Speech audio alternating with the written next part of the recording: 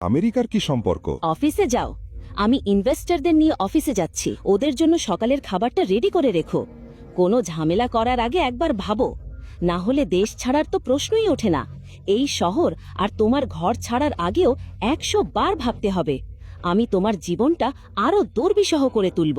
এটাই আমার শেষ বার্তা। এটা খুব জরুরি।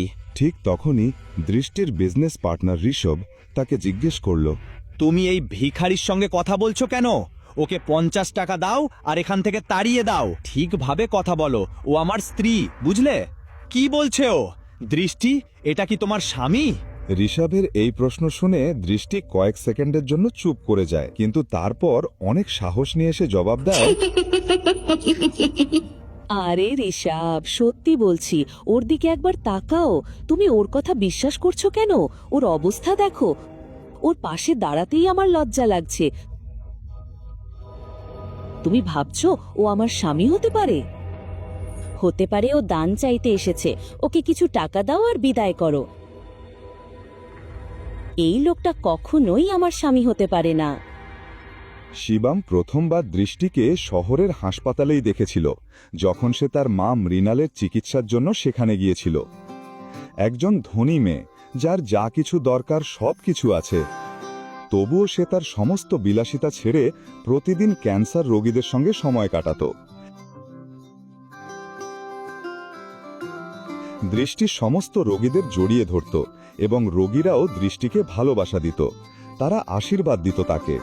আর যখন শিবাম ওকে দেখেছিল, তখন তার উদারতা ওর হৃদয় ছুঁয়ে গিয়েছিল। সেই মুহূর্তেই শিবাম তার হৃদয় দিয়ে ফেলেছিল দৃষ্টিকে। কে জানতো, ভাগ্য একদিন সত্যিই তাদের একসাথে নিয়ে আসবে।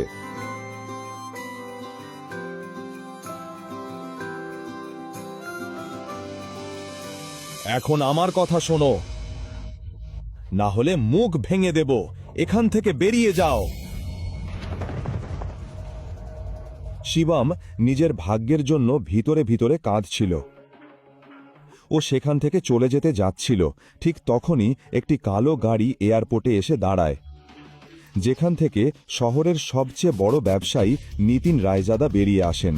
তার চোখ সরাসরি শিবামের উপর পড়ে এবং ওকে দেখেই তিনি ওর দিকে দৌড়ে যান। শিভাম, আপনি? স্যার, আপনি আমাকে চিনতে পেরেছেন? মিস্টার রায়জাদাকে চেনে না এমন কেউ ছিল না, কিন্তু ওনাকে শিবামের সঙ্গে কথা বলতে দেখে দৃষ্টি এবং ঋষভ দুজনেই অবাক হয়ে যায়। এমন বড়লোক লোকটা ওই ভিখারিকে কিভাবে চিনতে পারে? আমিও সেটাই ভাবছি। মিস্টার রায়জাদা প্রায় 5000